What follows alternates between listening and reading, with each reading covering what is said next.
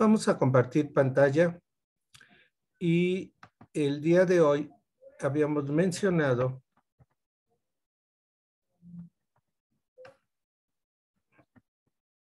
que íbamos a ver patologías, algo sobre patologías del desarrollo embrionario. Quiero decirles que realmente las anormalidades, los síndromes que se llegan a presentar durante todo el embarazo e incluso después del embarazo, ¿sí?, son infinitas, son muchísimas, ¿sí? En la actualidad, al nacer un bebé, lo primero que tenemos que hacer es, pues, hacerles pruebas. Si escucha bien, ¿sí?, y entonces se le hace una serie de tamices, un tamiz auditivo, ¿ok? Y muchas veces, si tenemos alguna duda, hay infinidad de estudios que se pueden hacer en las diferentes trimestres del embarazo, ¿sí?, para ver si nuestro producto, si el bebé viene bien. Entonces, es un mundo, ¿verdad?, el que vaya para ginecólogo o ginecóloga, ¿verdad?, pues va a tener que estudiar, aprender perfectamente bien todas las pruebas que se le puede hacer a una mujer embarazada. En esta clase vamos a ver algunas patologías del desarrollo del sistema nervioso, ¿ok? Y les puse aquí un cuadrito, de hecho esto se los mandé el día de ayer, ¿sí? Pero está en su correo, para tratar de darle un orden a la clase, ¿sí? Si ustedes se dan cuenta, aquí dice trastornos por falta de cierre del neuroporo anterior. Entonces ya habíamos quedado el día de ayer que el neuroporo anterior se cierra a los 24, 25 días en la etapa de 18 a 20 pares de somites, y que el neuroporo anterior corresponde a lo que va a ser la lámina terminal. La lámina terminal está en la región diencefálica y se extiende desde la comisura anterior hasta el quiasma óptico. Comisura anterior, quiasma óptico. Ahí es donde ocurre el cierre del neuroporo anterior. Si esto no ocurre, pueden presentarse algunas de estas patologías, ¿sí?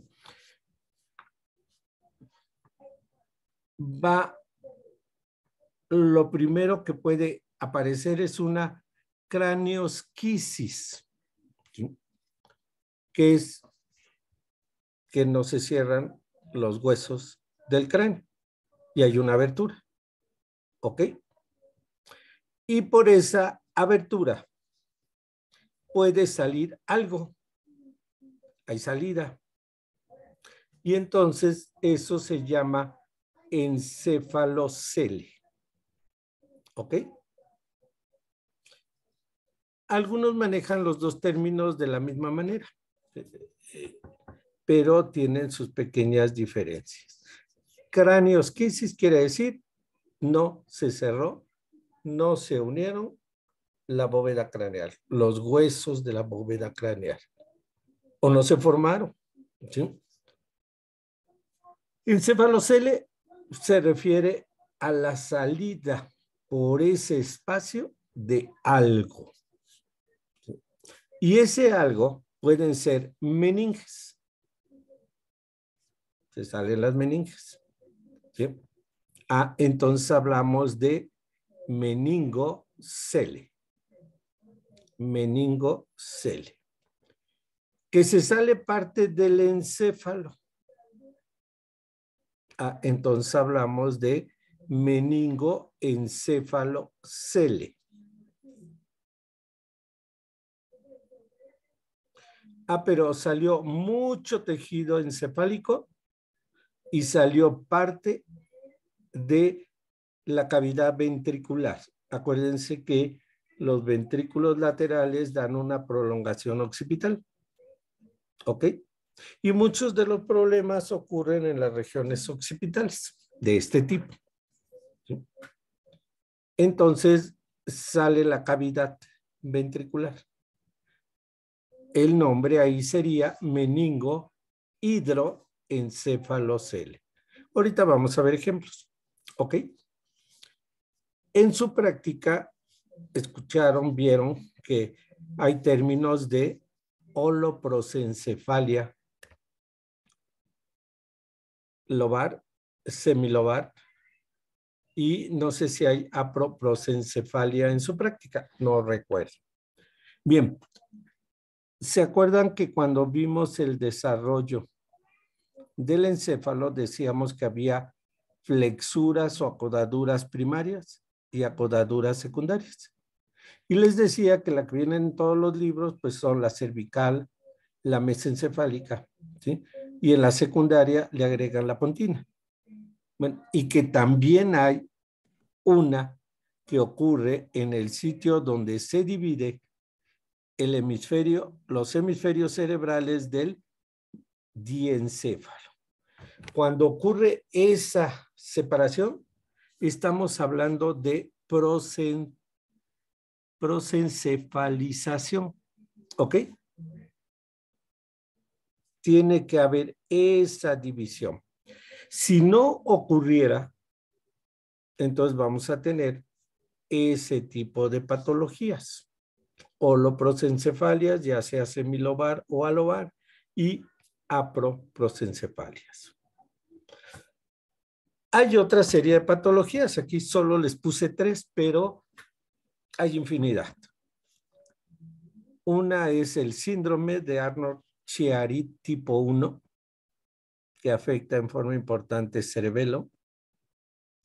Otras son las atresias, obstrucciones del acueducto de Silvio, que me van a generar hidrocefalias. ¿Sí? Y el otro es el síndrome de Dandy-Welker. ¿Ok? Ahorita vamos a ver algunas fotografías acerca de esto. Tengo, claro, estas últimas no necesariamente son por falta de cierre del neuroporo anterior. Pueden ser por otro tipo de agentes teratógenos, etcétera. Tengo trastornos por falta de cierre del neuroporo anterior. ¿Ok? ¿Queda claro? Entre ellas, yo tengo la raquisquisis, que siempre se acompaña de mielosquisis. Y algunos vuelven a manejar estos dos términos en forma indistinta. Ok, vamos a ver ahorita las grandes diferencias. Y dentro de esto, raquisquisis quiere decir que no se forma, ¿sí? O no se cierra el arco vertebral.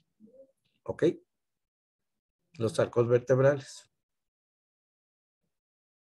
Vamos a platicar un poquito de eso. Y entonces, si no se cierra, pues hay un orificio de salida en el dorso del embrión. Generalmente ocurre en las regiones lumbosacras. ¿Ok? Y entonces no se cierra el arco vertebral y por ahí pueden salir cosas. ¿Qué pueden salir? Lo mismo, meninges. Y entonces se llama meningocele espinal. O la médula espinal. Y entonces tengo un mielomeningocele. Sí, adelante. Entonces, el meningocele, es que en las dos está, tanto en el neuróporo anterior como en el Exacto. posterior. Sí. Entonces, Puedo sí. tener meningoceles craneales, meningoceles espinales. ¿Ok? O sea que Al- espinales sería del posterior. claro, siempre es en el dorso del embrión. ¿Sí? ¿Se acuerdan? Pues ahí tengo la columna vertebral. ¿Sí? Es el esqueleto axil que está en la línea media y en el dorso del embrión. ¿Ok? Pueden haber otras patologías como es hidromielia y siringomielia. Son cosas diferentes, son patologías diferentes. ¿Ok? Bueno, vamos a hablar un poquito acerca de estas patologías. Vamos a hablar viendo fotografías. Ustedes tienen la presentación. Vean, esta es una vista lateral, ¿sí? ¿Ok? De un paciente con cráneo raquisquisis. Fíjense, cráneo raquisquisis. Quiere decir que está afectado el cráneo y su columna vertebral. ¿Ok? Ahorita vamos a ver que no se formó cráneo, que no se cerraron los arcos vertebrales. ¿Ok? Y, por supuesto, todo este tipo de alteraciones va a afectar, por ejemplo, el macizo facial, ¿sí? El desarrollo del macizo facial. ¿Ok? Entonces, en sus libros, ya sea el Haines, el Bar o el Moore, por ahí deben tenerlos, ¿sí? Ahí les van a hablar de todas estas patologías. Incluso en internet, ustedes ponen cráneo raquisquisis y les va a decir qué es. Entonces, no hay pretextos de qué es, de que no sé, de que antes nos vendían diccionarios médicos, creo que ya pasaron a la historia porque ya casi nadie se compra un diccionario médico, ¿sí? Lo podemos encontrar donde sea. Vean, vean, vean, hay ausencia de cuello en este paciente, ¿sí? No se forma bien el cuello, ¿sí? Su oreja casi está a nivel del hombro del paciente o del feto, pues. Si yo lo volteo, observen, el ectodermo superficial, ¿lo ven aquí? Esto sería el ectodermo superficial para que compaginemos los conocimientos del desarrollo de médula que vimos. ¿Qué tenía que pasar? Pues que la epidermis se juntara en la línea media dorsal y se fusionara, ¿cierto? En el proceso de tubulación. Que el tubo neural se separara y formara la placa neural, pues el neuroectodermo formara el tubo neural. Y que las células del esclerotomo se fueran a la notocorda y luego formaran el arco vertebral. ¿Para qué? Pues para que no tuviéramos ningún problema. Sin embargo, aquí ven perfectamente bien cómo no se formaron los arcos vertebrales, no se fusionó la piel y la médula tampoco se desarrolló en la forma adecuada. ¿Ok? Entonces, esos son los problemas que se presentan extremos de una cráneo raquisquisis. ¿Ok? Ustedes ven aquí cómo el macizo facial, ¿sí? Pues presenta toda una serie de alteraciones en el desarrollo de las estructuras oculares, nasales, oral, ¿sí? En la implantación de las orejas, etc. Por supuesto, todos estos productos pues no son viables. Aquí veo muy bien una radiografía del cráneo, ¿no? Y de la columna vertebral. ¿Qué tenía este paciente? Pues una anencefalia. ¿Sí?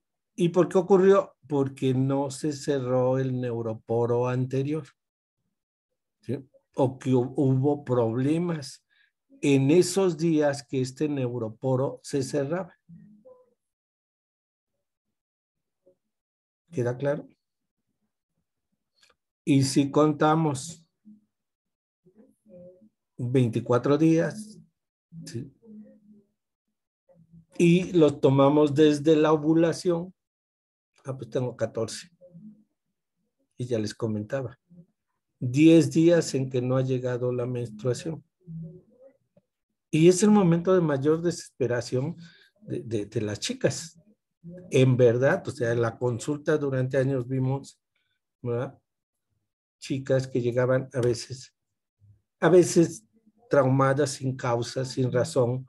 El estrés hacía que no bajara por el miedo de que era la primera vez, etcétera. Pero a veces sí había embarazo, ¿ok? No habían tenido relaciones en la cerca de la ovulación. A veces bastaba darles un tranquilizante, una plática, un clonazepam. En aquel tiempo se utilizaba mucho diazepam, ¿verdad? Y al otro día ya estaban menstruando. Ok, no había embarazo, pero había chicas que se esperaban mucho, entonces iban, tomaban test, tomaban todo lo que se les ocurría. Y al final, ¿qué terminaban? Pues con un embarazo y con un producto con anencefalia. ¿Ok? Entonces aquí vemos los trastornos, las alteraciones del cráneo y de la columna vertebral. Si yo volteo a este paciente, o a este, perdón, producto, ¿sí?, con cráneo raquisquisis, puedo encontrarme esto, ¿sí? No hay nada acá adentro. No se formó hemisferios, no se formó diencéfalo, ¿ok? A veces hay esbozos de tallo cerebral, de cerebelo. Pueden investigar qué es meroacrania, ¿ok?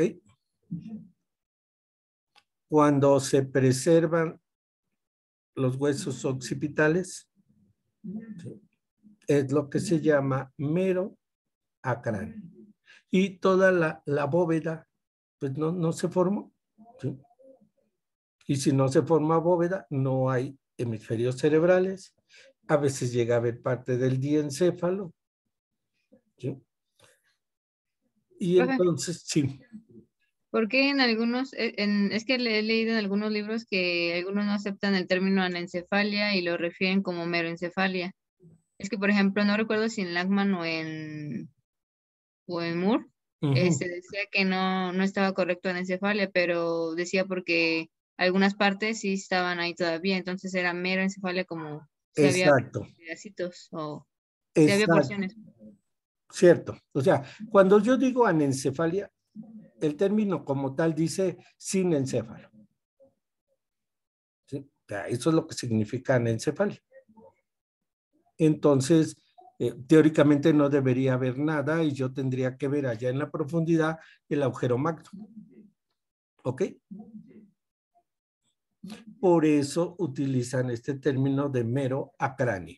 ¿Ok? Hay ciertas partes del encéfalo y preservación de huesos occipitales, o sea, las estructuras que forman la base. ¿De acuerdo?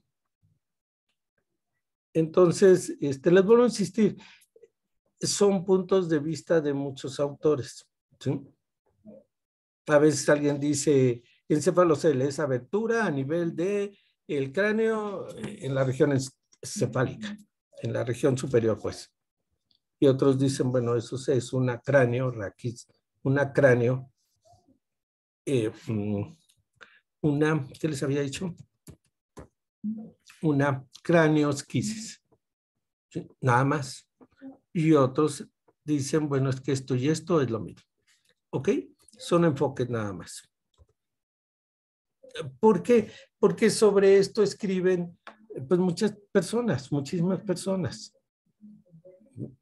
Y no necesariamente los especialistas de esa área.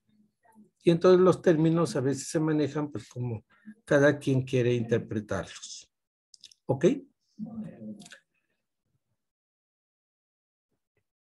Bueno, esta se metió aquí. Creo que se metió, sí. Ahorita la vemos. Observen esta radiografía. Vean aquí la abertura. No se cerraron en forma importante las regiones de la fontanela y sale por ahí, sale por ahí. Hay una bola.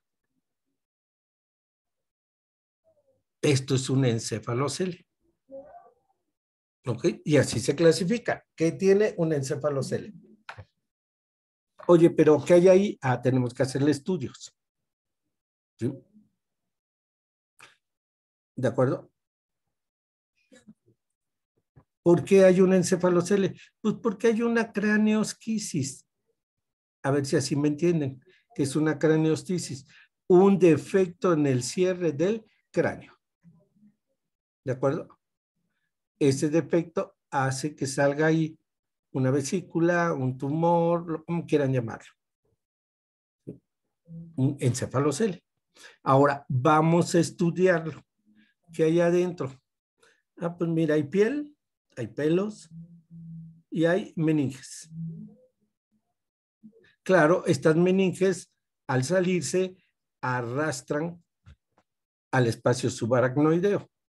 Y entonces hay líquido cerebroespinal. ¿Queda claro? Y eso es lo que se llama meningocele. Meningocele. ¿Ok?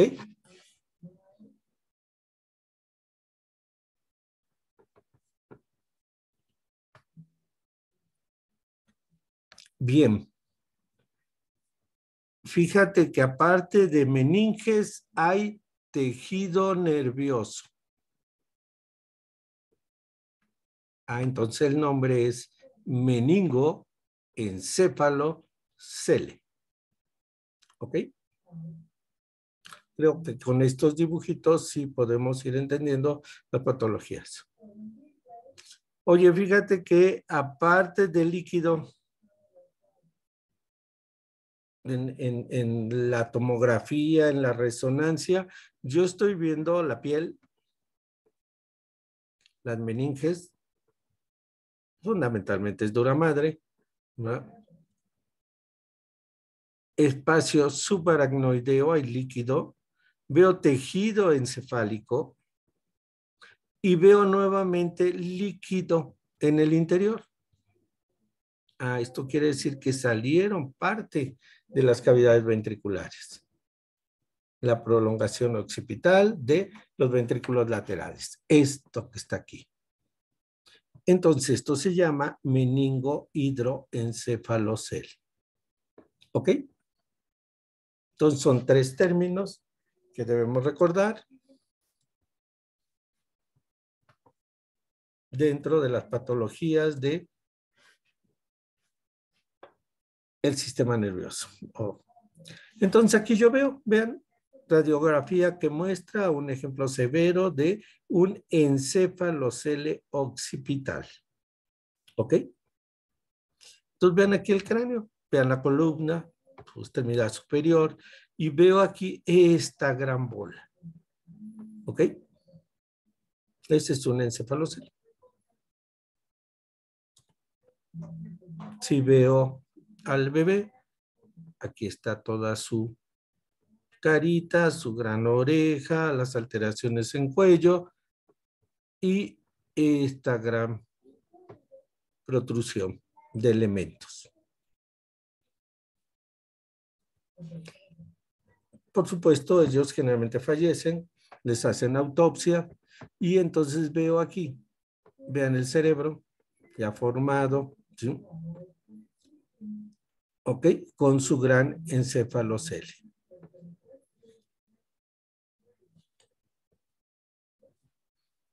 Ya se había formado aquí el tallo cerebral y parte del cerebelo. Habría que hacer un corte para ver qué vemos en el interior de ese encéfalocele. ¿Ok?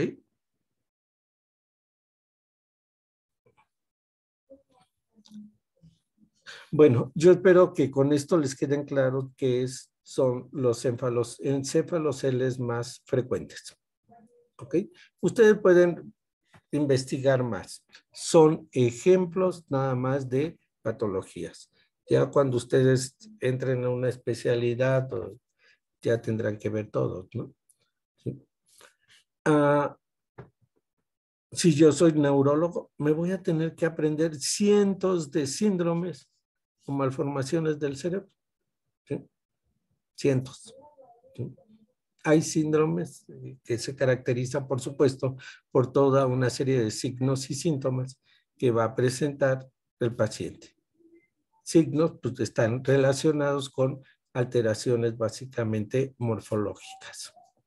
Bien, si yo veo esta resonancia, es una resonancia, recuerden algo, las resonancias son para ver tejidos blandos. Las tomografías son para ver tejido óseo. ¿Que me sirven para ver tejido blando? Sí. Por supuesto, una tomografía, acabamos de hacer una con medio de contraste en el medio privado, salió aproximadamente en 5,000 pesos. Una resonancia en un medio privado sale entre 10 a 14, 15 mil pesos, dependiendo de a dónde van. ¿Sí? Entonces, llega a ser el doble de caro que una tomografía. Entonces, pues muchas veces no está a la mano hacer resonancias y pues hacen tomografías. Se sigue viendo el tejido, pero no, aunque se ponga medio de contraste, no vamos a tener la calidad de una resonancia. Entonces, si yo sospecho una lesión, una alteración en tejidos blandos, como es el cerebro, lo ideal es hacer una resonancia. ¿Ok? Ya después vamos a ver cómo son las de medio de contraste, sin medios de contraste, ¿sí? Etcétera. Bueno, si yo observo esto, lo hemos visto, bueno, ya vimos cara medial, en forma, pero vean, esto es mesencéfalo, esto es el puente, y atrás del puente está este triangulito que es el cuarto ventrículo, ¿o no? Y abajo, de aquí a acá, sería médula oblonga. Y luego yo tendría médula espinal. ¿En qué consiste este síndrome? Si ya empezaron a hacer la práctica. ¿En qué consiste? La herniación del cerebro. La herniación del cerebro por el foramen magno. ¿La herniación de qué? Cerebelo. Del cerebelo. ¿Ok? Ya, siempre vamos a tener que hablar con propiedad, así como nos dijo hace un rato su compañera. Anencefalia. Sin. Cefalia viene de encéfalo, sin encéfalo. Entonces, literalmente no puede ser anencefalia si todavía se conserva cerebelo o tallo. ¿Ok? Entonces, aquí en el síndrome de Arnold-Chiari, lo que estamos viendo es que el cerebelo crece hacia abajo y vean, las amígdalas se meten en el agujero magno. ¿Ok? Entonces el cerebelo no debe estar en el agujero magno, ni debe estar en el conducto vertebral. Bueno, esta es una de las características de este síndrome. Por supuesto, al comprimir bulbo, al meterse al agujero magno, pues van a ver toda una serie de trastornos, ¿sí? O alteraciones que van a acompañar a este crecimiento. Y por eso en la práctica les pido algo más. ¿Ok? Creo. ¿Sí? Algunas cosas más sobre este síndrome. No me acuerdo muy bien, o sea, o sobre algún otro síndrome, pero tendrán que buscar el síndrome. Ya me dijeron que básicamente es la herniación del cerebelo, pero al herniarse se va a acompañar de muchas otras cosas. Puede obstruir las cavidades ventriculares y entonces tener hidrocefalia, por ejemplo, ¿sí? O algunas agenesias, o trastornos del macizo facial, etcétera. ¿Ok?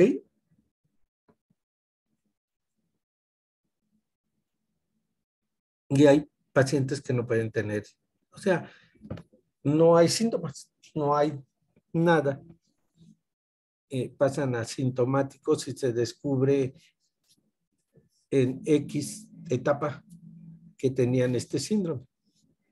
Les voy a decir, yo a los 30 y tantos años descubrí que tengo una espina bífida.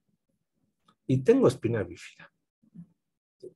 Pero fue un hallazgo de una resonancia que me tomaron porque tenía molestias, ¿verdad? Y pues en ese tiempo se podía hacer fácilmente una resonancia en los servicios médicos, tenía seguro, ahí vamos, nos fuimos y por todo mandaban resonancias, tomografías, etcétera. Me la hicieron y oh sorpresa, no se formó un arco vertebral, afortunadamente en el sacro, ¿sí? No en una vértebra lumbar ni torácica, pero esto me ha costado mucho. Al paso del tiempo, pues ha modificado la estructura de la columna. Y no tengo gran sintomatología, pero hay un pequeño síndrome o el inicio de un síndrome de canal estrecho. ¿Qué quiere decir? Pues que se están modificando los discos a ese nivel, ¿no? Y se están afectando, sobre todo en la región lumbar. No es mucha la sintomatología, por lo cual no me he operado, pero ahí está. Entonces, muchos de estos, como dice aquí al final, ¿sí? Los pacientes pueden no tener síntomas. ¿Ok? En este paciente, pues se lo sabía, si ya falleció, aquí tengo su cerebro, entonces vean el cerebelo y vean cómo aquí tengo la estructura, ¿verdad? Generalmente corresponde a la región de la amígdala cerebelar o amígdalas cerebelares que se meten dentro del agujero magno. ¿Ok? Aquí se ve muy bien. De hecho, esto es una fotografía de su práctica. Esto es un atlas de patología del sistema nervioso. Y vean, se ve muy bien aquí el surco pontobulbar, lo que separa el puente de la médula oblonga. Entonces aquí tengo la médula oblonga o bulbo raquídeo y vean cómo esto es médula espinal. Parte de la amígdala cerebelar se ha metido dentro del agujero magno, agujero occipital. Si esto ocurriera, y esto ocurre, ¿verdad?, en la vida diaria, alguien, ¿verdad?, se va de viernes de fiesta, ¿sí?, con los cuates, chocan, reciben un gran golpe y llegan inconscientes, con un golpe cefálico, llegan inconscientes al hospital. Y a veces, al tener un paciente inconsciente, yo tengo que hacer una punción lumbar para ver si no hay hemorragias dentro del protocolo de estudios que se les hace a este tipo de pacientes. Si yo hago una punción lumbar, ya quedamos la clase anterior donde se hace, y esta persona tiene una presión intracraneal aumentada por el gran traumatismo, ¿sí?, el cerebro se edematiza. Entonces, cuando yo meta la aguja en la región lumbar, esta va a salir a gran presión, porque está aumentado el tamaño encefálico por el edema. ¿Y qué puede ocurrir? Puede ocurrir que en ese momento hay una salida rápida de líquido y entonces el cerebro desciende y se enclavan las amígdalas. Y entonces el paciente presenta un paro cardiorrespiratorio por enclavamiento de amígdalas cerebrales, ¿sí? Por un cráneo hipertensivo. ¿Ok? Y nadie lo saca de ese paro, definitivamente.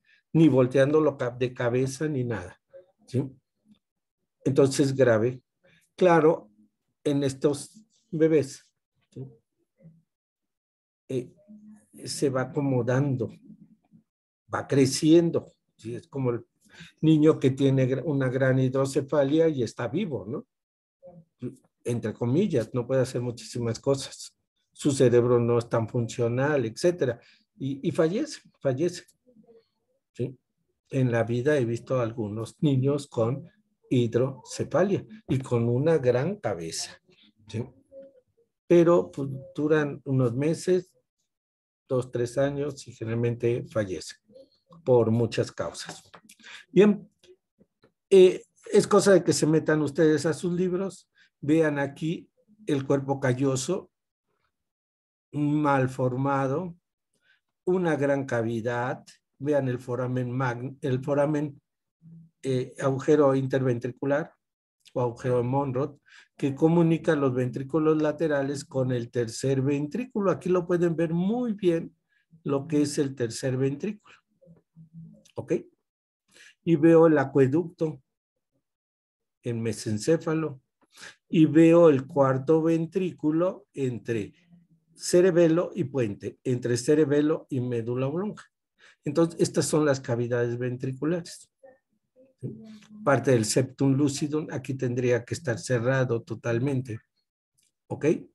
Y vean aquí la comisura anterior y el quiasma óptico. Entonces, esta línea que está aquí es donde se cerró el neuroporo anterior. ¿Ok? Y se llama lámina terminal. Esta es la lámina terminal. ¿De acuerdo? Claro, en este paciente con este síndrome. Ya veremos fotografías normales. Esto es el lóbulo temporal. ¿Sí? Los cuerpos mamilares, la lámina cuadrigémina del mesencéfalo, su acueducto. ¿Ok? Esto que yo veo es un tálamo y esta es la masa intermedia o masa intertalámica. Y hacia abajo, aquí está el surco hipotalámico. Va desde el agujero interventricular al acueducto de Silvio. Entonces, aquí es donde se separa en forma importante el tálamo del hipotálamo. Tálamo del hipotálamo. El surco hipotalámico me hace esa división.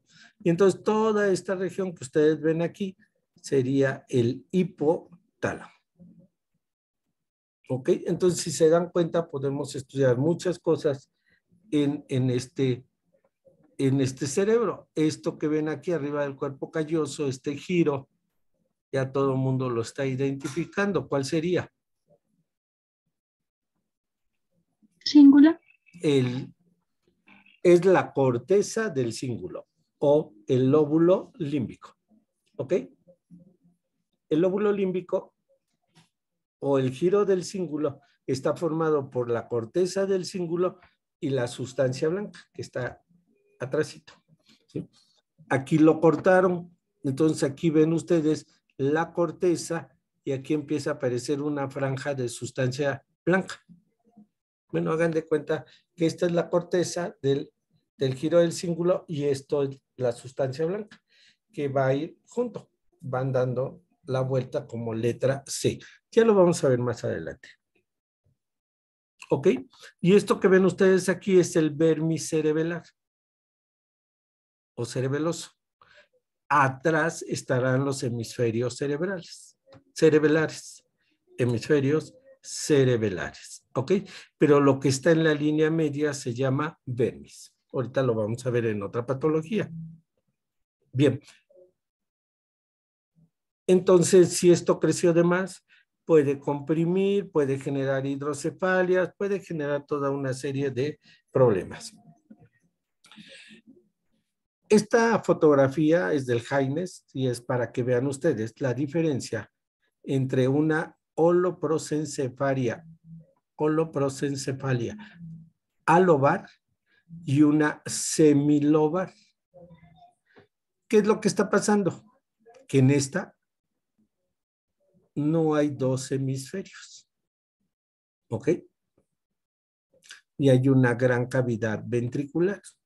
Y en esta se empiezan a separar ambos hemisferios. Por eso se llama semilobar. ¿Lo ven? En esta puede haber el tabique interventricular. En esta nunca va a haber un tabique interventricular. La hoz del cerebro. No sé si se acuerdan por anatomía que la hoz del cerebro divide o se sitúa entre un hemisferio y otro hemisferio. ¿Ok? Entonces aquí tengo el ventrículo. Aquí estamos viendo tercer ventrículo con el tálamo. El mesencéfalo, lo que es el cerebelo y puente, y la médula oblonga. ¿Ok? Y entonces, esto lo vemos aquí. Vean, cisura interhemisférica. Generalmente hay ausencia de tabique interventricular en estas holoprosencefalias semilobales. Hay una gran cavidad aquí. ¿Sí? Hay desplazamiento del tejido. Ven aquí la sustancia blanca y la corteza cerebral. Aquí ven el mesencéfalo.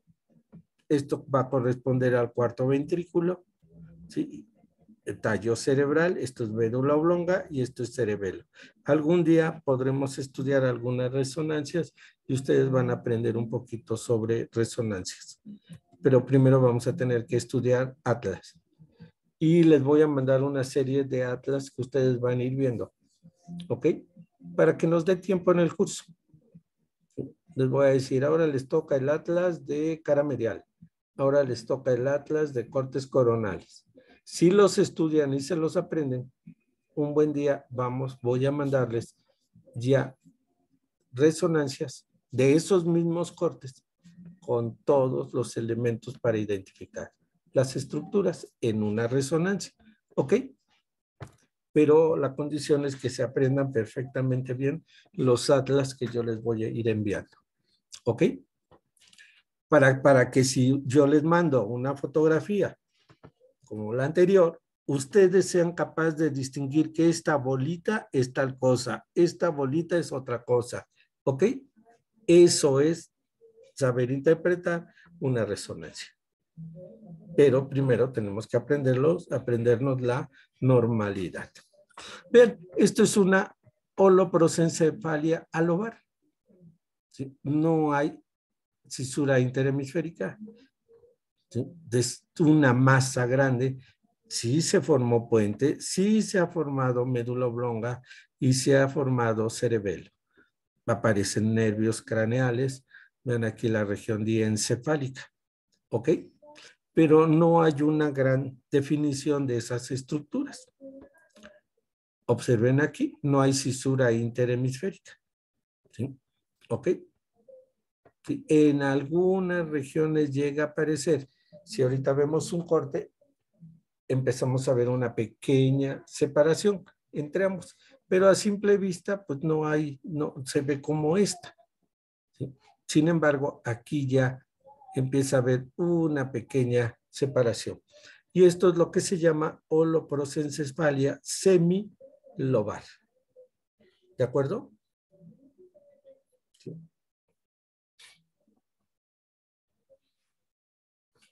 Observen esto. En las holoprosencefalias, generalmente las cavidades ventriculares, ¿verdad?, están unidas. Las cavidades de ambos ventrículos. ¿Sí? Se pueden acompañar de muchas alteraciones estructurales. Por ejemplo, si leen ahí abajo, verán que a este encéfalo, aquí veo los nervios ópticos. ¿Qué debería estar aquí? Los bulbos olfatorios. Los bulbos olfatorios. Primero el tracto olfatorio y luego el bulbo olfatorio en el surco recto. ¿ok? En el giro recto. ¿Sí? No hay. Entonces, aquí hay una ausencia de tractos olfatorios. Y entonces voy a tener una arrinencefalia. Esto pues es parte de estos síndromes de holoprosencefalias. ¿Ok? Se acompañan de defectos en muchas regiones. Por ejemplo, en el macizo facial. ¿Sí? Aparición de un solo ojo, mala implantación de la nariz, etcétera. ¿Ok? Y entonces ustedes en su práctica, por eso les pido ciertos datos de algunas de estas patologías. Vamos, es para interesarlos un poquito en esto, ¿no? Y que vean que hay infinidad de alteraciones. Vean algo más serio, una aprosencefalia. ¿Sí? ¿Qué pasa aquí? ¿Sí? Vean, el cerebelo no se ha desarrollado en forma importante. Esto es cerebelo. Este cerebelo se parece al cerebelo de un pez, de un reptil, ¿sí? En la cual nada más aparece un nódulo y dos flóculos. Y así se ven en los reptiles, un cerebelo muy pequeño, porque solo tienen la función de equilibrio. ¿Ok? Entonces tengo problemas en la formación del tallo cerebral, ¿verdad? Observen este hemisferio, este cerebro. ¿Sí? No hay cuerpo. ¿Qué no hay? El cuerpo calloso. El cuerpo calloso, ¿cierto? No hay cuerpo calloso. ¿Ok? Aquí la cisura interhemisférica se va directamente al tercer ventrículo. ¿Ok? Pues vamos a tener problemas a nivel de cíngulo, que es este es el lóbulo límbico, el otro lóbulo límbico, ¿sí? Hay alteraciones en la sustancia blanca. Vean aquí, hay una ausencia de el tabique interventricular, del septum lucidum. Y claro, se empiezan a afectar las estructuras del piso del tercer ventrículo, afectando el desarrollo del quiasma óptico y algunas otras estructuras, por ejemplo, la hipófisis. Si se dan cuenta, y me regreso un poquito, les decía, esto es tercer ventrículo. Entonces, de la comisura anterior, lámina terminal, quiasma óptico, aquí se va a desarrollar la hipófisis, el tallo de la hipófisis. ¿Ok? Y aquí los cuerpos mamilares. Todo esto es en el piso del tercer ventrículo. Entonces, en estas patologías que estamos viendo, aquí la ausencia de cuerpo calloso, también podemos encontrar problemas, ¿verdad? Problemas, aquí vean, un pequeño cuerpo calloso, no hay tabique y entonces se afectan todas las estructuras diencefálicas. ¿Sí? Y entonces pues, no tengo glándula pituitaria o hipófisis. Y es la que produce hormonas. Entonces voy a tener problemas de tipo hormonal. ¿Ok? Va a haber problemas visuales porque no se forma, no se desarrolla en forma adecuada el quiasma. ¿Sí? Observen esto. Aquí está el cuerpo calloso, mal formado también. Esto que ven aquí también es cuerpo calloso porque va dando vuelta. Aquí veo no uno, sino dos tabiques interventriculares, dos septum lucidum. ¿Ok? A veces se llega a presentar en un porcentaje X de las personas y no afecta en nada. Realmente no afecta en nada el que yo tenga dos. Pero si esto se acompaña de otras anomalías, pues ya tengo problemas. ¿Ok? Aprovecho esta diapositiva más que por la presencia de dos septum lucidum para que vean perfectamente la diferencia entre la sustancia blanca del cuerpo calloso, ¿sí?, y de muchos fascículos que vamos a encontrar por acá y luego vamos a estudiar, y la sustancia gris que forma la corteza cerebral. ¿Ok? ¿Qué hay aquí en la sustancia gris? Cuerpos neuronales. Millones de cuerpos neuronales, formando 6 capas celulares. ¿Ok? Y observen esto. Este es un gran núcleo.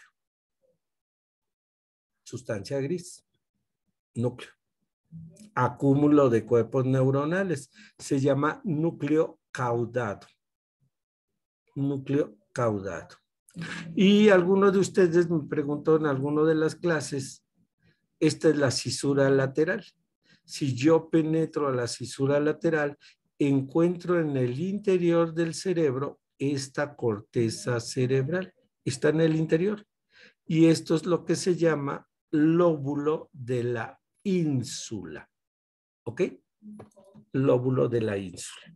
Entonces, para que ubiquen ese cuadrito de estructuras formadas por cuerpos neuronales, sustancia gris y cómo se llama. ¿Ok? ¿Sí? Bien. Generalmente en un cerebro normal, y lo van a ver ustedes al disecar su cabeza de pollo, hay giros. En este caso no hay giros. ¿Ok?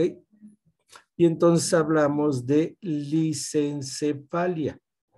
El cerebro es liso, no presenta giros. Entonces, es otra de las patologías que podemos encontrar en las cuales, sobre todo en las holoprosencefalias, ¿sí?, que no se forman esos giros. ¿De acuerdo? Podemos encontrar otras patologías. Vean esto. Esto es una poligiria. ¿Sí? Vean, esto es anormal. O sea, tengo infinidad de giros. No es funcional. Y entonces un cerebro que tampoco funciona. Micropoligiria. ¿Ok? Y claro, dice aquí es bilateral en ambos hemisferios. Vean el septum lucidum, el cuerpo calloso hasta aquí, ¿verdad? En las regiones superiores. ¿Sí? ¿Ok?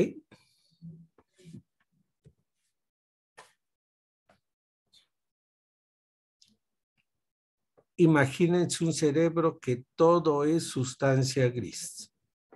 ¿Sí? Todo es sustancia gris. Pues no es funcional, no se establecen conexiones, ¿sí? No son viables ninguno de estos productos.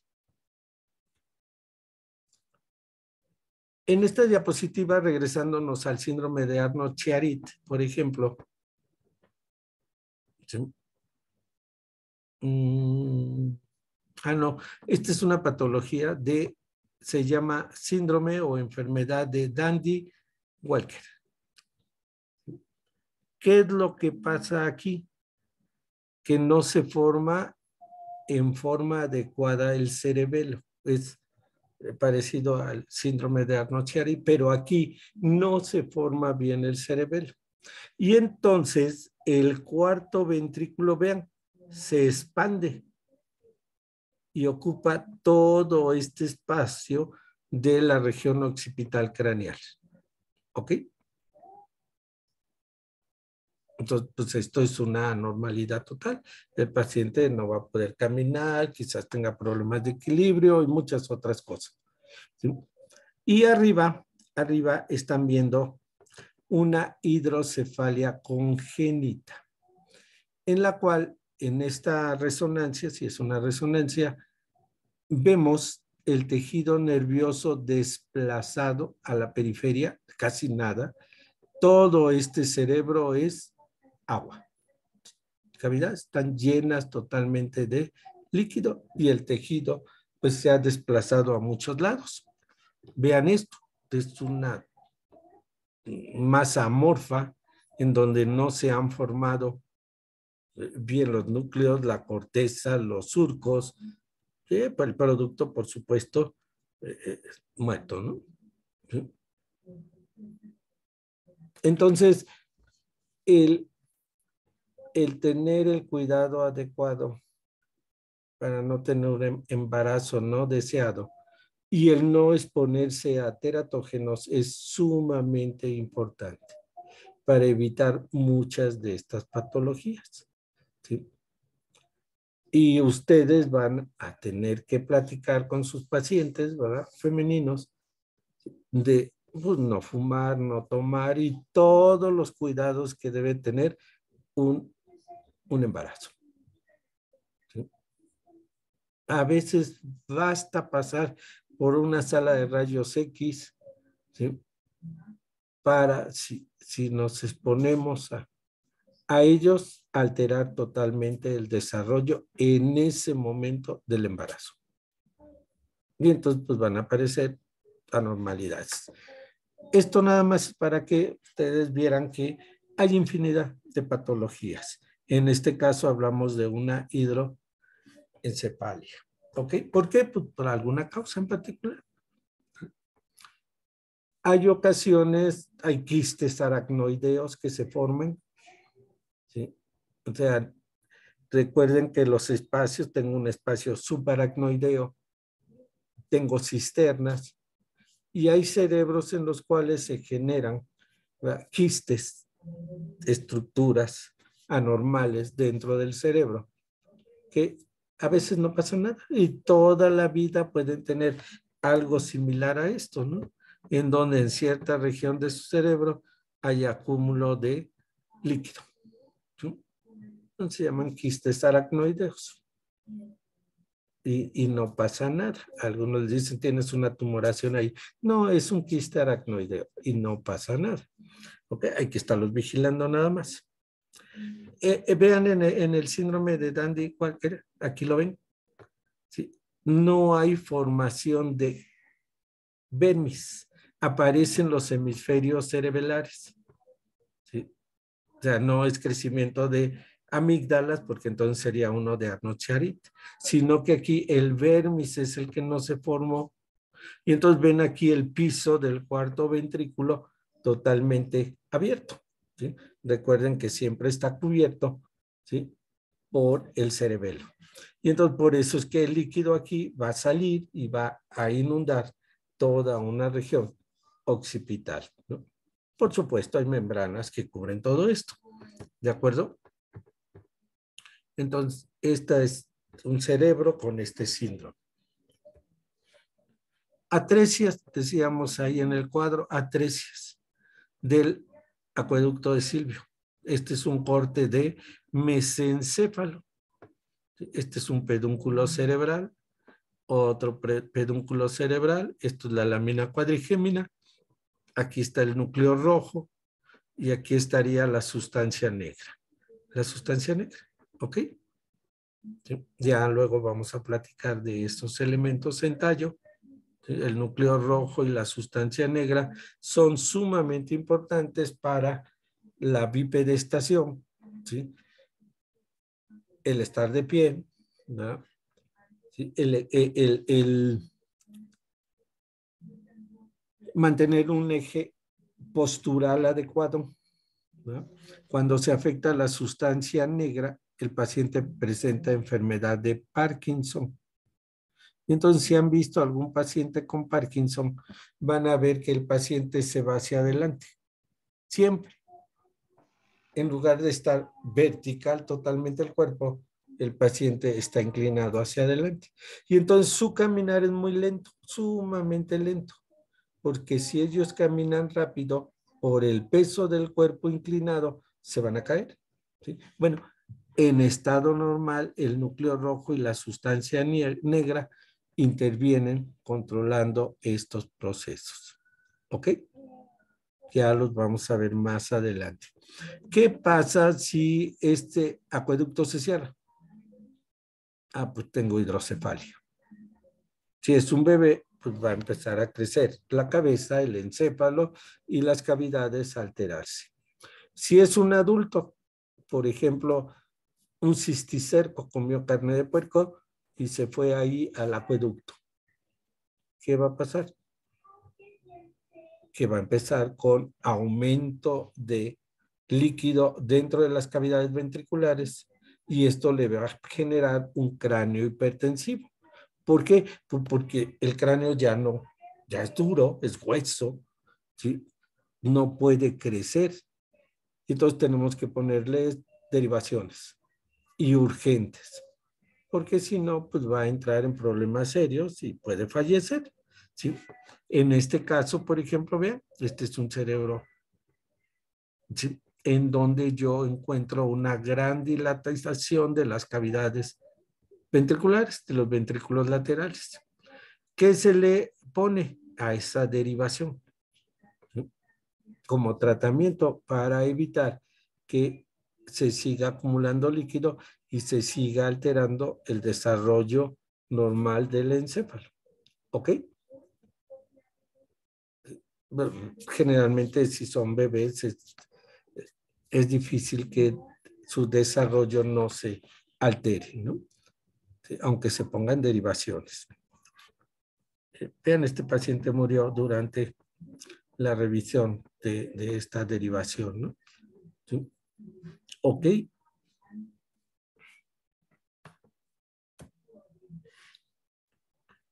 Y si nos vamos a los trastornos de médula espinal que mencionábamos al principio, es igualito que en el cerebro. Tengo una espina bífida, no se crean mucho esto, ¿sí? Se dice que cuando no se forma un arco vertebral, tengo una espina bífida oculta, sobre todo cuando la piel sí se cerró, ¿ok? Si la piel sí se cerró, ¿sí? Entonces estamos hablando de espina bífida oculta, ¿ok?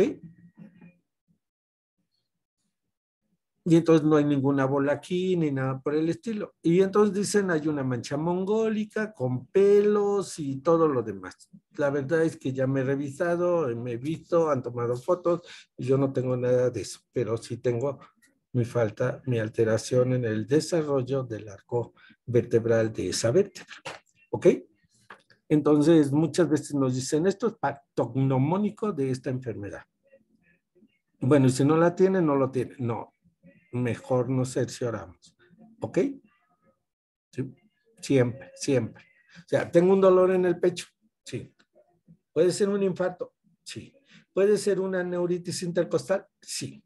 Entonces, es una neuritis, déjenlo, no hay problema. Y se les infarta y se les muere en la sala de espera, ¿no? Sí. Entonces, siempre tenemos que tener cuidado con todo esto. Bien, así lo describen, vean, pelos, ¿sí? ¿Ok? Espina bífida oculta. Si se afectaron varios arcos vertebrales, entonces aparece aquí este saco que veíamos en el encéfalo. Y la pregunta es, ¿qué contiene? Si contiene meninges y líquido, entonces hablamos de un meningocele.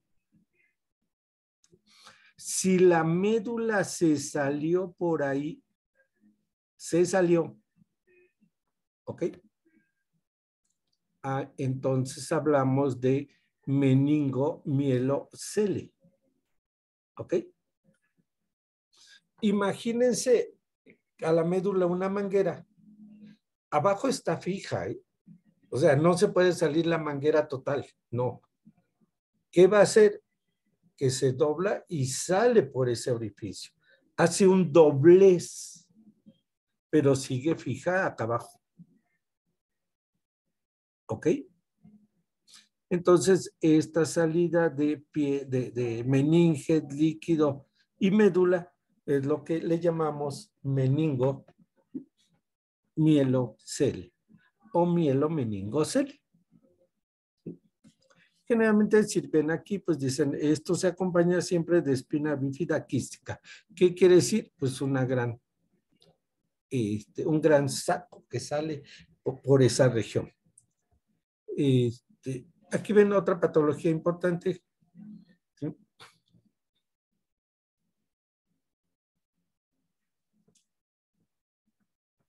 Hidromelia quiere decir que el conducto ependimario se expande en forma triangular, se hace más grande ese conducto ependimario.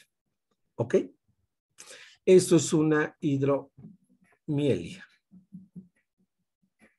Siringomelia es cuando aparecen cavitaciones no necesariamente en el conducto ependimario. ¿Ok? En diferentes regiones de la médula espinal empiezan a aparecer cavidades, ¿verdad? Y entonces hablamos de siringomelia. Siringo viene de flauta, siringo, ¿sí? Flauta. Todos conocen las flautas, ¿no? Entonces se forman cavidades ahí. Y vean esto. Este es un bebé. ¿Sí? Tenía este saco, ya no tengo la fotografía o no.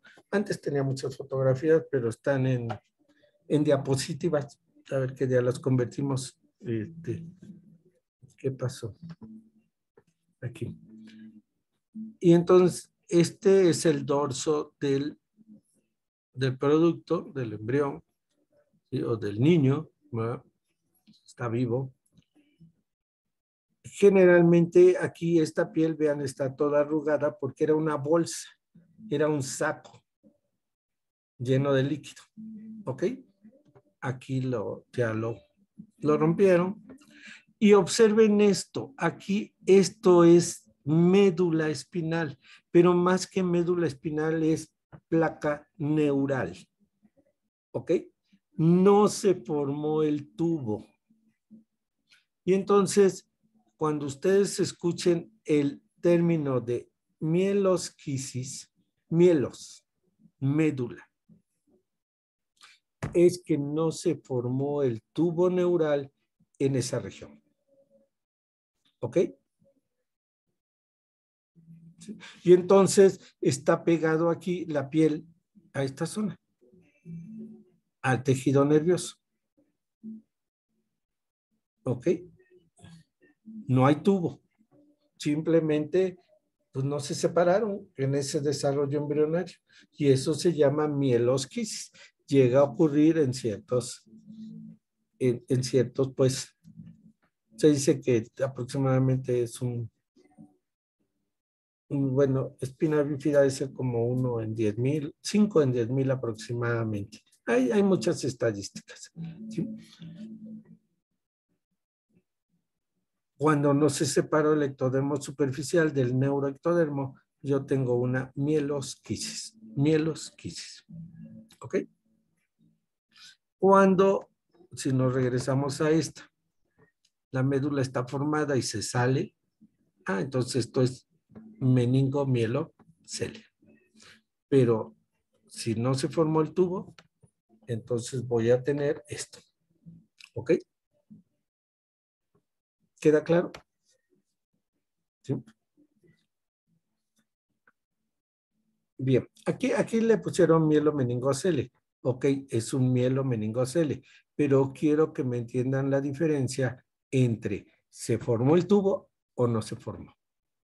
Si no se formó y el tejido nervioso está expuesto, eso es una mielosquisis. ¿Ok? Raquisquisis se refiere a hueso, al raquis. Entonces, ahí no se formó el arco vertebral. Bien. La idea era presentarles a ustedes una serie de fotografías, pues, de algunas patologías del desarrollo embrionario. Son las que en un momento dado les podrían preguntar en un examen. ¿Sí? Algunas, si ustedes las revisan, no están ni siquiera en su programa. Sin embargo, pues son para que las conozcan. ¿Ok? Las más típicas, pues ya saben, es encefalocele, meningocele craneal, o sea, los típicos. Meningocele espinal, ¿no? Y ya todas las demás pues, son frecuentes porque sí llega a haber 5 en cada 10,000 productos, ¿sí? Entonces, vale la pena que ustedes revisen un poco la patología. ¿Ok? Voy a dejar aquí de grabar y